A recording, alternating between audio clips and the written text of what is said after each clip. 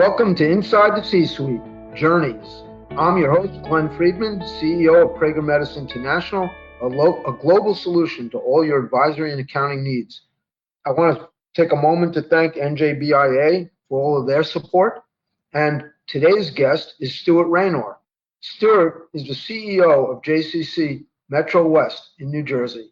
So Stuart, please introduce yourself. Hi, I'm Stuart Raynor. I am glad to be here. I've been with JCC Metrowest for about 4 years, originally from Baltimore, Maryland, but I've lived most of my life in Texas, Colorado, more in the western part of the country. So this is my first time back since I was in college, and it's great to be back on the East Coast. Wow, and I thought this was going to be a short trip. You've been all over. So tell us about that trip a little bit. Where did you go to college? I went to a great school that is not necessarily all that well known. It's a liberal arts school called McDaniel College. It's about an hour west of Baltimore. Great school in terms of just teaching and learning. Then I went to graduate school at Washington University in St. Louis. And I also studied at the Hebrew University in Jerusalem for a year. Wow, that's fascinating. And did you have any jobs while you were going to college? I did. I certainly had jobs all through every summer. Even though I found an old invoice statement for a year of my college expenses or tuition, and I think it was like $50-some $100 a year, but back then that was a lot of money. So I worked every summer, and then I graduated early, so I worked for a semester so I could save up for graduate school. So yeah, and I did all kinds of odd jobs. So you didn't just go into the family business. You didn't inherit your position? No, I did not. The family business was my dad was a teacher and administrator in public schools in Baltimore City. And my mom was actually a bookkeeper in your business with accounting firms. So I did not go into the family business, no. Okay. Did you? So think back to those younger years. Did you say to yourself, "Gee, I want to be a CEO someday"? Never. Never. Did you say to yourself, "I want to be in the not-for-profit sector"? Not exactly. When I was really young, I wanted to be a doctor, and I actually sort of tried to convince myself when I went to college that I was going to be a doctor, but I was sort of fooling myself. So because I have literally no aptitude for science, so after about a semester, I realized this pathway is not going to open up for me. What am I going to do? But I still had this sort of desire to be around medicine and healthcare. So I actually pursued a graduate degree in health administration and planning. That was at Washington University. So I started my career as a hospital administrator. And while it wasn't necessarily for-profit, there were both, obviously. There were for-profit hospitals and not-for-profit hospitals. So I was on the edge of that world. And it just sort of worked out this way. So how does somebody go from being a guy who's got summer jobs and going to school, and his parents are clearly not the CEO of an organization, to becoming a CEO? Well, it wasn't exactly overnight. I mean, it was a long trip. It's like most people, you start at a lower level job and you work at summer jobs. I was trying to pay bills and just learn about life. And my parents thought I should have a job when I was young.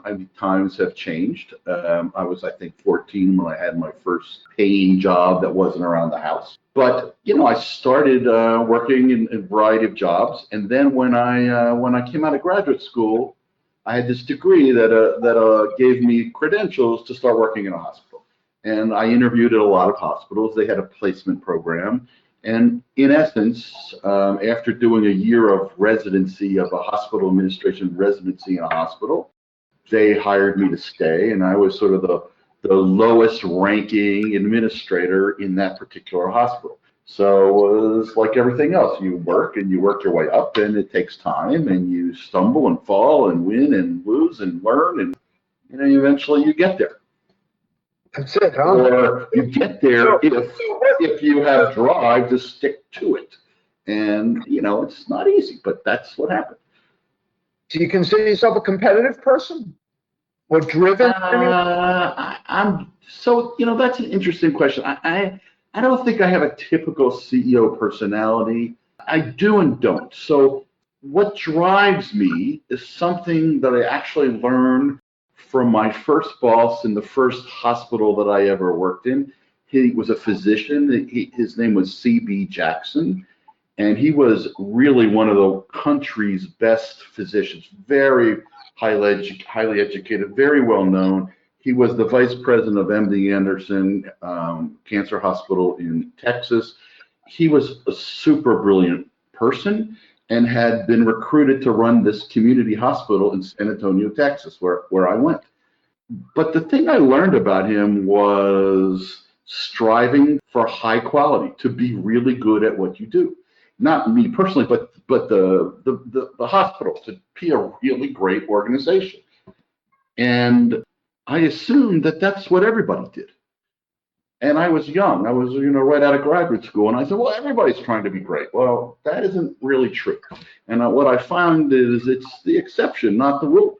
And so ever since, I've always tried to be really good as the leader of the organization and to create a great organization that meets its mission. But I'm not competitive in like an outside world. I just want to do really good work. And that's why it's always been. That's interesting. I would agree with that. I have this theory that life is sort of cumulative, right? And Right. and it's like a snowball sort of going down a hill, and you pick up snow along the way. And so even from those summer jobs to the office of CEO, don't you feel like there are experiences that you had that make you a better CEO today? Yeah, 100%. I mean, when I worked in a pharmacy at the counter of where a person would come and pick up their prescriptions.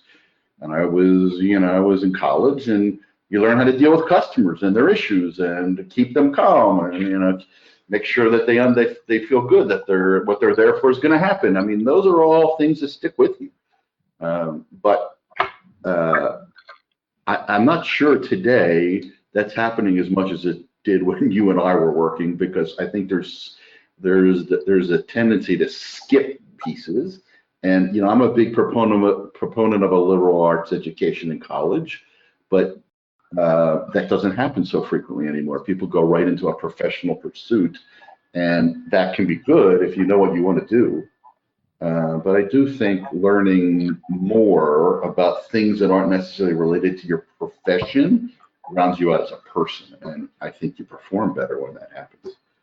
So. I agree. In fact, I've often said that I've learned more from artists than I have from business people when it comes to my profession.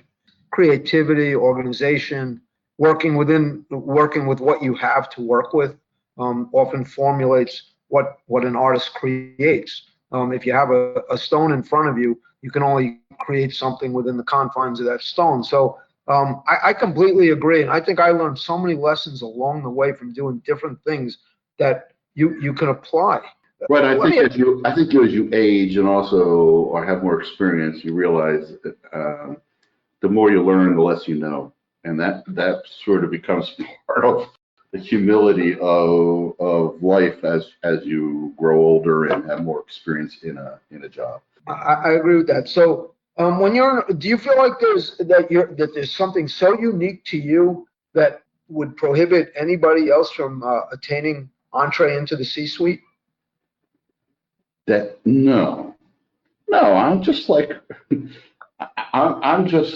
first of all, I'm very fortunate that I have a job leading an organization that's been in business since 1877. And I think back, that's 12 years after the Civil War ended. And I think about what the organization has gone through in 140 some years.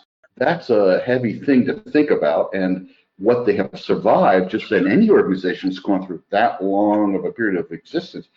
But what I'm thinking now is that of all the things that they have done and have survived, this particular pandemic is a challenge that's sort of beyond all. And I mean, it keeps me very much grounded into the nuts and bolts of what we're doing and serving our community, but also trying to keep us as a healthy organization. And that's challenging. I appreciate that. So let's talk about that a little bit. What's the biggest change you've had to deal with going through this pandemic? So, I mean, I think it sort of falls into a number of buckets or categories. You know, there's certainly the physical plant, and we were shut down for a long period of time, but the physical plant and then changing our protocols around keeping people safe. So that's like a whole section or a piece of what we've done. We have furloughed and hired people throughout this whole thing. And I think because of that, I would say the biggest change for me is being honestly and sincerely empathetic to the individual situations of our staff. I mean, people are going through some really difficult and challenging times, and they need honesty and empathy, and we are trying our best to support them while we're also trying to support our business. And that's a challenge. So that, to me, that's number. I haven't been successful 100%, but I'm trying to literally call every employee we have and take time to at least speak with them. And we're probably 2/3 of the way through that. But and we're finding, like all businesses, you know, people during the stretch of time that we've been between closing and reopening, which we are now doing, people have moved on. They've had to find other opportunities, and that's a challenge. So I commend you, because I think it is all about the people, and I think that a pandemic really brings that out. I also feel blessed because I honestly have not interviewed anybody in any one of these podcasts at the C-suite level that doesn't really have empathy for their team members, and you know, it humbles me and makes me proud to be a part of any C-suite. So let me ask you this: if I'm a young person, and you are. No, I'm not a young person, but if you are a young person, at heart I'm a young person. Maybe, I don't know what my cardiologist would say about that. But is there opportunity in future in not-for-profit for young people? Oh, sure.